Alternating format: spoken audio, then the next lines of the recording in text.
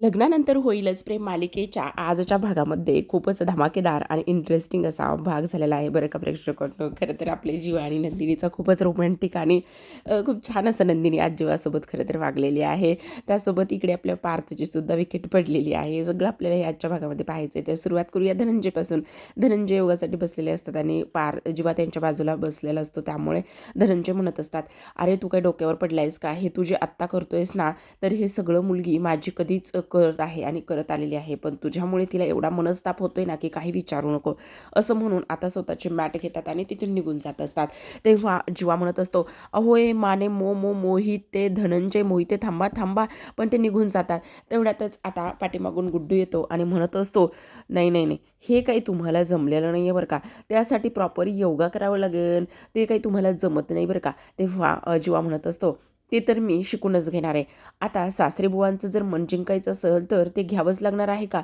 तेव्हा लगेच आता गुड्डू म्हणत असतो, "अरे जीवा भैया, हे फक्त बोलणारच आहात का तुम्ही? का इथे 2 दिवस झालं तुम्हाला अंघोळ नाही. मग तुम्ही अंघोळ वगैरे सुद्धा करणार आहात की नाही?" तेव्हा जीवा म्हणत असतो, "बरोबर बोलतोयस तू. चल अगोदर त्या माझ्या चकाचक डार्लिंगला चकाचक करतो." तेव्हा गुड्डू म्हणत असतो, "हो तेच तर म्हणतोय. तुम्ही फक्त ह्याला चकाचक नका करू. अंघोळीचं पण बघा काहीतरी." तेव्हा लगेच आता जीवा म्हणत असतो, "पण काय आहे ना गुड्डू, तुला एक सांगू का? माझी ना ऑनलाईन एक मीटिंग आहे. मग त्यासाठी हे घे ना, माझा एवढा हा जो काही ब्लेझर आणि त्याचबरोबर शर्ट आहे ना, त्याला प्रेस करून आण ना." आणि तेव्हा तो म्हणतो, "मग पॅन्ट कुठे आहे?" तेव्हा जीवा म्हणत असतो, "अरे ऑनलाईन मीटिंग आहे. खाली कोण बघतंय? तुम्ही लोकं ना कोरोनापासून असंच गंडवत आलेला आहात बरं का." आता जीवा म्हणत असतो, "अरे असं काही नाही आहे. मी तुला सांगतोय ना, की माझी ऑनलाईन मीटिंग आहे आणि तीच मला अटेंड करायची आहे. त्यामुळे मी जे सांगतोय ते तू कर." आता तो निघून जातो. आता इकडे जीवाला प्रश्न पडलेला असतो, की गुड्डू तर अगदी बरोबर बोलतोय. मला तर अंघोळ करायलाच पाहिजे. पण आता अंघोळीचा जुगाड तर हा केला पाहिजे ना, असा जीवा विचार करतो. इकडे दुसऱ्या बाजूला आपण पाहतो, की नंदिनी देवासमोर दिवा लावून नमस्कार करत असते. तेव्हा बाजूलाच शारदा बसलेली असते. नंदिनी मनोमन प्रार्थना करत असते, सर्वांना सुखी ठेव म्हणून. आता लगेचच शारदा म्हणत असते, "काय गं नंदिनी, तू देवाकडे काय मागितलंस गं?" "काही नाही गं आई. देवाकडे हेच मागणं मागितलं, की सगळ्यांना चांगलं आरोग्य दे आणि सगळ्यांना सुखी ठेव." "अगं हो नंदिनी, तू सगळ्यांच्या सुखाचा एवढा विचार करतेस, तर मग स्वतःच्या सुखाचा कधी विचार करणार आहेस? हे बघ, तुला तुझ्यासुद्धा आणि स्वतःच्या सुखाचा सुद्धा विचार करावा लागणार आहे की नाही नंदिनी? तू असं का वागतेस गं?" तेव्हा नंदिनी काहीच बोलत नाही आणि लगेचच आता इथे शारदाच्या बाजूला येऊन बसते. तेव्हा लगेच ती म्हणत असते, "अगं आई, मला पण शिकव ना हे सगळं काही बनवायला." तेव्हा शारदा म्हणत असते, "अगं हो, आता बघ ना, 2 दिवसावर संक्रांत आलेली आहे. खरं तर तुझी आणि त्याचबरोबर काव्याची ही पहिली संक्रांत आहे. ऐक ना नंदिनी, मी काय म्हणते ते. हे बघ, मला असं वाटतंय की तू आता ह्या सगळ्या गोष्टीचा विचार करणं सोडून द्यावं आणि 2 दिवसावर संक्रांत आलेली आहे, तर मग तू एकदा जीवाच्या बाजूनं विचार करावा. काही जरी झालं तर मला असं वाटतंय की तू एकदा जीवाला माफ करावं. तू एकदा प्रयत्न तरी करून बघ ना नंदिनी. हे बघ, मला असं वाटतंय." तेव्हा नंदिनी विषय बदलते आणि म्हणत असते, "आई, मी काय म्हणते ऐक ना, मला ना एक काम करायचं आहे. म्हणजे मला ना स्वयंपाक करायचा आहे. कारण बाबा ना आता इथे योगा करून येतील." तेव्हा शारदा म्हणत असते, "ऐक नंदिनी, मी काय म्हणते ते. हे बघ, खरं तर आई तुला सांगू का, काव्यासुद्धा इथे आईबरोबर असंच तिळाचे लाडू वगैरे बनवत बसली असेल आणि खूप जास्त गप्पा मारत असतील. काव्याची ही पहिली संक्रांत आहे. काव्या आमच्या घरी फारच खुश असेल बघ." तेव्हा शारदा म्हणत असते, "आमच्या घरी?" "हो." म्हणजे तेव्हा नंदिनी थोडीशी गप्प बसते आणि त्यानंतर पुन्हा नंदिनी म्हणत असते, "आई, पण तुला एक गोष्ट सांगू का? आता तिळाचे लाडू जर बनवायला घेतले ना, तर जीवाने मात्र कोणालाही किचनमध्ये एंट्रीसुद्धा साधी करू दिली नसती." "म्हणजे का गं?" "अगं आई, तुला सांगू का? जीवाला सगळे पदार्थ फार छान येतात. त्यांना ना त्यांच्या आईनं ते सगळे काही शिकवलेले, आजीनं त्यांना खूप सारे पदार्थ शिकवलेले आहेत आणि आता तर त्यांनी तिळाचे लाडू बनवण्याचा हट्टच केला असता. सगळ्यांना सांगितलं असतं, की किचनमध्ये कोणीही पाऊल ठेवायचं नाही. हे तिळाचे लाडू फक्त आणि फक्त मीच बनवणार आहे." तेव्हा शारदा म्हणत असते, "एवढं मिस करतेस तू जीवाला? अगं किती ओळखतेस तू जीवाला? तुला जीवांची किती आठवण येते?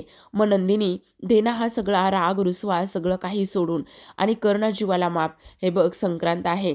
तुम्हा दोघी मुलींचा संसार व्यवस्थित झालेला मला पाहायचा आहे आणि आनंदात तुम्हा दोघींची सुद्धा पहिली संक्रांत पाहायची. खरं तर तुम्ही दोघी लग्नाच्या अगोदर इथे असताना आपण सुद्धा संक्रांतीला किती काय काय करायचो. हे बघ नंदिनी, ऐक, हे बघ काल तर मी तुला खूप काही मगाशी वाईट बोलले ना गं, म्हणजे बरंच काही ओरडून बोलले. त्याबद्दल खरंच नंदिनी सॉरी गं.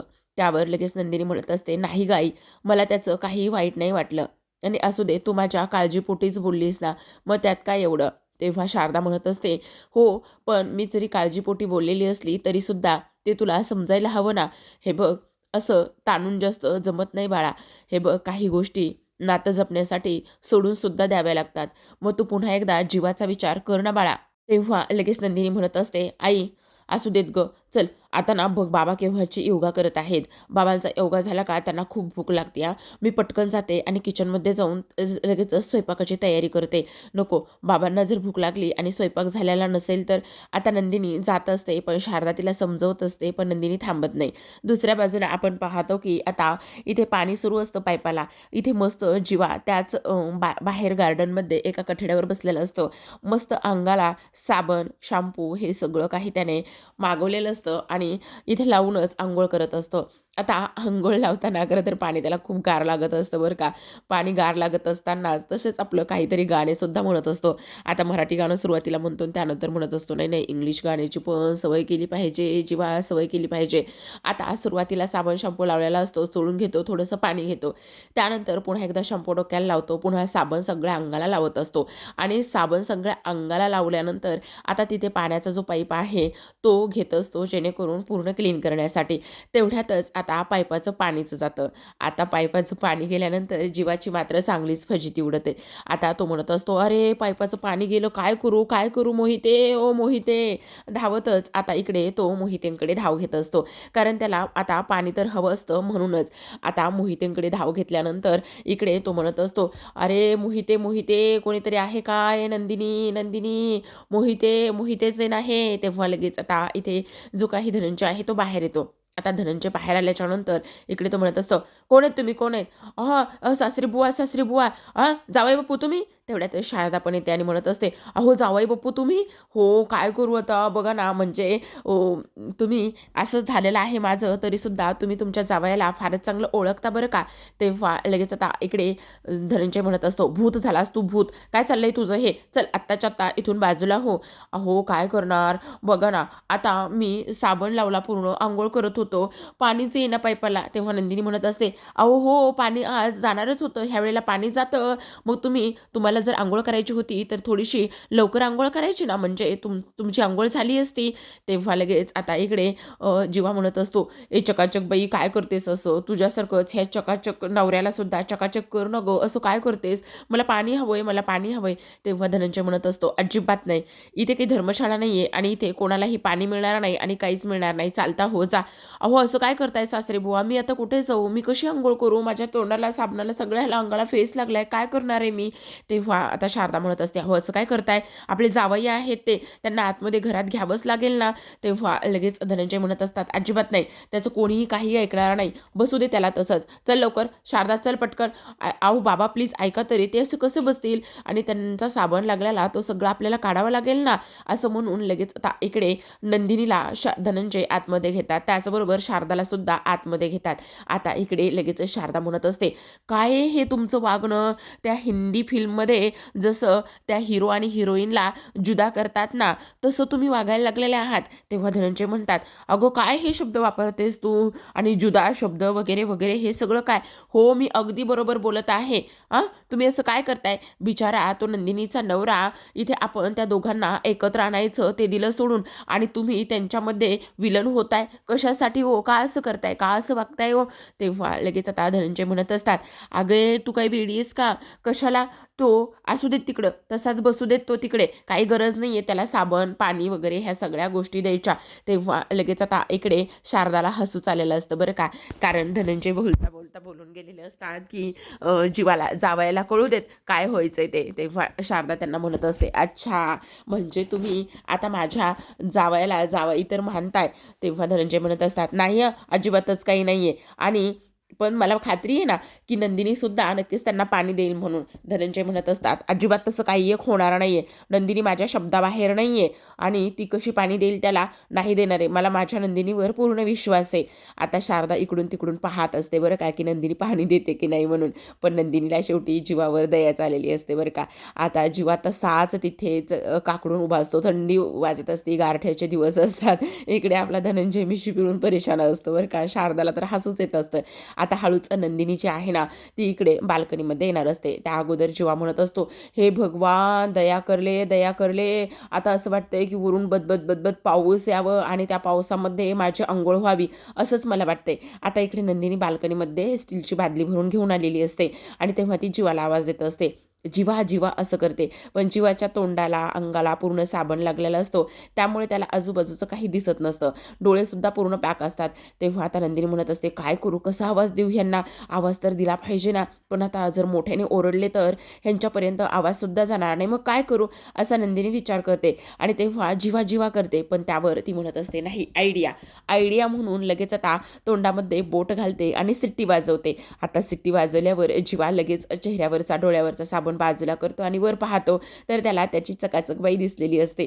तेव्हा तो म्हणत असतो, "अगं चकाचक बाई, बघ ना माझी काय अवस्था झाली, ही काय करू? मला घे ना गं आतमध्ये, मला अंघोळ करायची, बघ ना गं मला थंडी वाजते, मी काकडलोय गं." तेव्हा नंदिनी म्हणत असते, हे बघा जीवा, शांत बसा जरा. मी तुम्हाला अंघोळ घालण्यासाठीच इथे आलेले आहे. पाणी आणलंय. आता काय वरून स्टीलची बादली माझ्या अंगावर फेकणार आहेस का? मला मारतेस का त्या स्टीलच्या बादलीने?" तेव्हा नंदिनी म्हणत असते, "नाही जीवा, जरा तुम्ही शांत बसा. तुम्ही बरोबर इथे उभी राहा. मी तुम्हाला वरून पाणी ओतते म्हणजे तुमची अंघोळ होईल." "काय? खरं सांगतेस चकाचक बाई? असं करणार आहेस तू?" "हो, तुम्ही राहा उभे." तेव्हा नंदिनी लगेच आता मगामध्ये पाणी घेते आणि मगामध्ये पाणी घेऊन थोडं-थोडं करून हात लावते त्याला आणि थोडं-थोडं करून जीवाच्या बरोबर डोक्यावर, अंगावर पडेल ह्याच दिशेमध्ये त्याला उभं करते आणि त्याच्या अंगावर थोडं-थोडं करून पाणी ओतत असते. तेव्हा जीवाला मात्र फारच आनंद झालेला असतो. फायनली त्याच्या चकाचक बाईला त्याचं काहीतरी वाटलेलं असतं आणि त्याचमुळे आज तो इथे नंदिनीमुळे अंघोळ करत असतो. आता नंदिनी हळू करून भरपूर असं पाणी ओतत असते, जेणेकरून त्याची अंघोळ छान होईल आणि त्याचबरोबर त्याच्या अंगाला जो काही साबणाचा इतका फेस आहे, ते सगळं काही दूर होईल. आता इकडे गुड्डू त्याचे कपडे इस्त्री करून घेऊन आलेला असतो आणि गुड्डू आल्याबरोबर हा सगळा सीन पाहतो. तो म्हणत असतो, ये क्या जादू हुआ? कहाँ से बारिश आ रही है और ये कहाँ नहा रहा है?" म्हणजे मी माझ्या आयुष्यात हा सीन पहिल्यांदाच बघतोय. वाह, वाह, वाह, वाह, वाह! म्हणजे याची बायको याला मिळाली. वाह, वाह, वाह, वाह! खरंच मालकीनबाईनं अंघोळ घातली म्हणायचं फायनली, असा गुड्डू विचार करत असतो आणि त्यानंतर म्हणतो, "काश ये सीन हमारे साथ भी हुआ होता, तो आज बहुत अच्छा लगता." असं तो मुद्दामून म्हणत असतो. तेव्हा आपण पाहतो की लगेचच आता इकडे नंदिनीने जीवाला छान अशी अंघोळ फायनली घातलेली असते. तेव्हा गुड्डू मात्र लगेचच आता स्वतःचा मोबाईल खिशातून बाजूला काढतो आणि खिशातून मोबाईल काढल्यानंतर लगेचच आता इकडे तो एक काम करतो. जो काही जीवा अंघोळ करत आहे त्या जीवाचा आणि त्याचबरोबर नंदिनीचा एक व्हिडिओ शूट करत असतो. जेणेकरून हा व्हिडिओ जो आहे तो इतरांनासुद्धा होईल आणि त्यांनासुद्धा दाखवता येईल, म्हणूनच तो ह्या सगळ्या काही गोष्टी इथे आता करत असतो. आता इकडे लगेचच जीवा फारच आनंदाने अंघोळ करत असतो. खरं तर लग्नानंतर होईलच प्रेम या मालिकेचं टायटल सॉन्ग इथे प्ले झालेलं असतं आणि हे टायटल सॉन्ग प्ले झाल्यानंतर इकडे आता जीवा पुन्हा त्याला मूड येतो आणि कविता करायला लागत असतो. आता कविता करायला लागत असल्याने नंदिनी त्याला म्हणजे कसं थोडंसं इग्नोर करते, जास्त काही लक्ष देत नाही आणि लक्ष न दिल्यामुळे ती तिथून त्याला वेगळाच लूक देऊन जात असते. पण ठीक आहे, असू दे. जीवाला असं वाटत असतं की असू देत, आज माझ्या चकाचक बाईला तर माझी आठवण आली, माझी काळजी वाटली, ह्या गोष्टी तर महत्त्वाच्या आहेत ना, असं म्हणत असतो आणि पुन्हा आता पुढील त्याचं सगळं काही आवरायला सुरुवात करत असतो. तर आता आपण इकडे पाहतो की जी काही आपली काव्या आहे, काव्या खूपच सुंदर आणि कमाल अशी तयार होत असते. म्हणजे सुंदर अशी साडी तर घातलेलीच आहे, काल बघितलंय. पण आता राहिलेल्या गोष्टी मेकअप करणे, त्याचबरोबर नाकामध्ये तो खडा घालणे, हातामध्ये बांगड्या घालणे, ह्या सगळ्या गोष्टी. का तर आता पार्थला भुरळ घालायची आहे ना, म्हणून हे सगळं काही सुरू असतं. तर आपल्या इथे आता खाली जे काही आपली पिहू आहे, पिहूची बहुतेक ही मैत्रीण असावी बरं का प्रेक्षकांनो. आणि पिहूची ही मैत्रीण आहे ना, मैत्रीण पिहू आणि त्या दोघीजणी ना एका गाण्यावरती डान्स करत असतात. त्यांना आज तो डान्स बसवायचा असतो, बहुतेक ॲन्युअल फंक्शन वगैरे असावं स्कूलमध्ये, त्यामुळे ही सगळी तयारी असावी. सुंदर असं गाणं लावलेलं असतं आणि त्या गाण्यावरती ह्या प्रॅक्टिस करत असतात. तेवढ्यातच रम्या येते आणि ती म्हणत असते, "ए थांबा, मी तुम्हाला शिकवते ना, मला पण छान येतो डान्स, मी तुम्हाला ती स्टेप शिकवते." तेवढ्यातच आता पिहू तिला म्हणत असते, "ए तू कशी स्टेप शिकवणार आहेस? तू तर तो कॉर्ड सेट घातलास ना, मग तुला कसं शिकवता येणार आहे? ती स्टेप जी करायची आहे ना, ती खरं तर साडीवरती करायची आहे. म्हणजे असा साडीचा पदर असा फेकायचा आहे पाठीमागे आणि उडवायचा आहे पाठीमागे आणि तशी स्टेप करायची आहे. मग मला सांग तुला कसं जमणार आहे?" तेवढ्यातच आता समोरून एक मुलगी येत असते. ती असते कावळ्या साडी नेसलेली आणि तेव्हा तिची मैत्रीण म्हणत असते, "ए अगं ती बघ, ती बरोबर आपल्याला ही स्टेप करून दाखवेल, शिकवेल ना ती स्टेप." तेव्हा इथे हॉलमध्ये उभ्या असलेल्या त्या चौघी जणी येणाऱ्या काव्याकडे पाहत असतात. आता इकडे रम्याला तर खूपच राग येत असतो. रम्या तर जळून जळून खाक होत असते. तेव्हा पिहू पाहतच असते. पिहू पाहत असताना लगेच आता काव्याला एक फ्लाइंग किस देते. "वा, वा, वा, वा काव्या वहिनी, काय भारी लूक केलायस गं तू." असं म्हणून फ्लाइंग किस दिल्यानंतर काव्यासुद्धा आता इकडे तिला फ्लाइंग किस देत असते. तर आता तिकडून पार्थ जो आहे ना, तो त्याचं त्याचं काम करत येत असतो. हातामध्ये त्याची फाईल असते आणि तो त्याच्याच म्हणजे धुंदीमध्ये असतो. इकडून काव्या खाली उतरत असते. काव्याचं सुद्धा अजिबात लक्ष नसतं बरं का पार्थकडे. नाहीतर तुम्ही असं म्हणाल, की मुद्दामून काव्याने हे सगळं काही केलं, असं अजिबात नाही हां. आता पार्थ येत असतो. पार्थचा आणि काव्याचा दोघांचा एकमेकांना धक्का लागतो. आता धक्का लागल्याबरोबर पार्थच्या हातामध्ये असलेले सगळे पेपर, ती फाईल अशी वर उडते. वर उडल्यानंतर आता पडणाऱ्या काव्याला लगेच पार्थ मिठीमध्ये सावरतो आणि पार्थ तिथे तिच्याकडे पाहतच राहतो. आता राहत असताना रम्या रागाने पाहत असते. रम्या तर स्वप्नच बघते, की आता पार्थ आणि काव्या दोघंही एकमेकांसोबत छान नाचतायत, छान डान्स करतायत, तो तिला जवळ घेतोय. हे सगळं सगळं काही ती पाहते आणि रागानेच आता पुढे जात असते त्या काव्याला पार्थपासून वेगळं करण्यासाठी. तेव्हा तिथे असलेल्या त्या फाईलवर तिचा पाय जातो आणि पाय निसटून ती लगेचच खाली पडते. आता रम्या तर खाली पडते, पण इकडे हे दोघेही जण एकमेकांच्या मिठीमध्ये असतात. काव्या पार्थच्या मिठीत असते, तर पार्थ मात्र त्या मोहक सौंदर्याकडे फक्त पाहतच असतो. आता रम्या खाली पडल्यामुळे पिहू मात्र इकडे फारच हसत असते बरं का. पिहूला तर फार आनंद झालेला असतो, कारण रम्या पडली म्हणून. आता पिहू हसत असताना रम्या म्हणत असते, "काय हसतेस गं पिहू? मी पडली, मला लागलंय ते तुला कळत नाहीये का? हात दे." तेव्हा इकडे हळूच काव्या म्हणत असते, "अहो धनी, सोडा ना, अहो धनी, सोडा ना." इकडे मानिनी मात्र हसत असते हां. तेवढ्यातच पार्थ स्वतःला सावरतो आणि सोडतो. रम्या म्हणत असते, "अरे पार्थ मी पडले ना, प्लीज मला हात दे ना, पार्थ प्लीज हात दे ना." तेव्हा पार्थने हात पुढे केलेला असतो, तर आता त्या हाताच्यामध्ये लगेच काव्या तिचा हात देते आणि म्हणत असते, "हां रम्या, पडली आहेस ना तू? चालेल ना मी तुला हात दिलेला? चल ये इकडे, मी तुला हात देते. अगं आता ही काव्या तुला कधीच पडू देणार नाही. जेव्हा जेव्हा तू पडशील ना, तेव्हा तेव्हा ही काव्या तुला सावरायला नक्कीच पुढे असेल.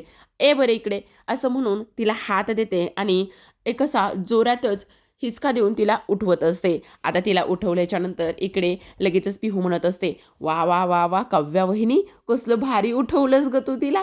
किती गं ते गोड." एका झटक्यातच रम्या ताई तिच्या पायावर तर उठूनच उभी राहिली. बरोबर ना? असं सुद्धा आता इकडे ती बोलत असते. तेव्हा इकडे मानिनी हा सगळा काही क्षण, हा सगळा काही सीन जो आहे ना, तो डोळ्यामध्ये टिपत असते. कारण तिला फार आनंद झालेला असतो. आता इकडे रम्या तर उठून उभी राहिलेली असते आणि तेव्हा काव्या म्हणत असते, "इथून पुढे तुला पार्थ देशमुखांची मदतीसाठी कधीच गरज नाही पडणार. जेव्हा जेव्हा तुला मदतीची गरज लागेल ना, तेव्हा तेव्हा तू फक्त आणि फक्त इथे मला हाक मार. मी तुला हात देण्यासाठी कधीही पुढे आहे. काय बरोबर ना?" तेव्हा लगेच ती पार्थकडे ओळते आणि पार्थकडे ओळल्यानंतर ती आता पार्थ जो आहे ना, तो फक्त आणि फक्त इथे काव्याकडे पाहतच असतो. "अहो धनी, तुम्ही मला सांगितलं नाही, की मी कशी दिसते म्हणून."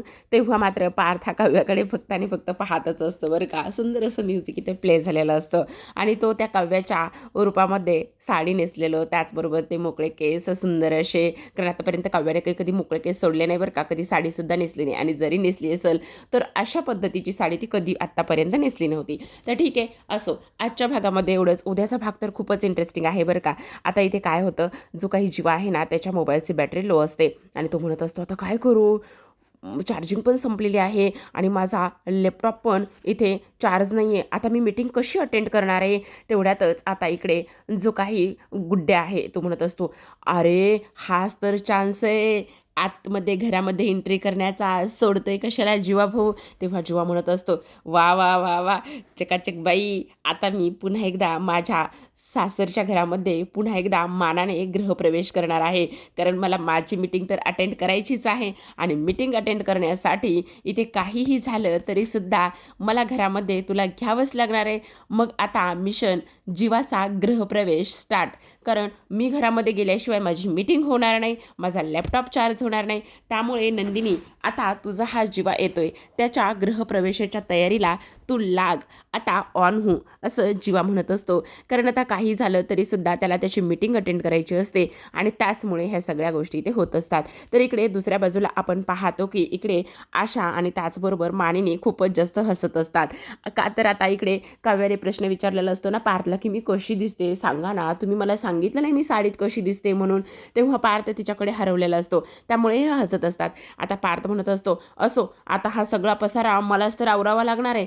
तेव्हा आपली काव्या म्हणत असते, "असं कशाला करताय? मी आहे ना, मी मी इथे मी इथे मदत करते ना तुम्हाला आवरायला. मी आवरते, तुम्ही अजिबात काळजी करू नका." तेवढ्यात लगेचच आता पार्थ तिच्याकडे बोट करतो आणि म्हणत असतो, "नको." पण तरीसुद्धा पार्थ ते पेपर उचलण्यासाठी खाली वागतो आणि तेव्हा काव्या खाली वाकलेली असते. आता लगेचच दोघांची टक्कर लागते, डोक्याला डोकं लागतं आणि दोघेही जण उठतात. आता पार्थ म्हणत असतो, "आता पुन्हा म्हणायचं नाही हां, की डबल डोकं मारलं नाही तर शिंग येतील वगैरे आणि आता पुन्हा एकदा डोक्याला डोकं मारण्यासाठी मला सांगायचं नाही आहे, जवळ यायचं नाही आहे." तेव्हा काव्या म्हणत असते, "देशमुख, तुम्ही माझ्यापासून कितीही जरी लांब गेलात ना, तरीसुद्धा ही काव्या तुमच्या तेवढीच जवळ येईल, कळलं का तुम्हाला? आता तुम्ही लांब जाऊ नका." असं म्हणून वेगळ्याच नजरेने आणि वेगळाच इथे ती बॉडी लूक देत असते आणि पार्थच्या जवळ जाण्याचा प्रयत्न करत असते. तेव्हा पार्थ मागे मागे सरकतो, तर काव्या मात्र त्याला त्याच्या जवळ जात असते. मानिनी तर हे सगळं काही पाठमोरी होऊनच हसून पाहत असते. इकडे मानिनी असते आणि पार्थ तिच्याकडे सरकत असतो. तर आता लगेचच काव्या त्याच्या शर्टला धरते आणि शर्टला धरूनच स्वतःकडे खेचते आणि डोक्याला डोकं मारून घेत असते. आता लगेचच पार्थ तिच्याकडे पाहत असतो. इकडे मात्र काव्याला फारच आनंद झालेला असतो आणि ती फारच गोड अशी हसत असते. तर भेटूयात उद्याच्या रिव्ह्यू सोबत. तोपर्यंत धन्यवाद.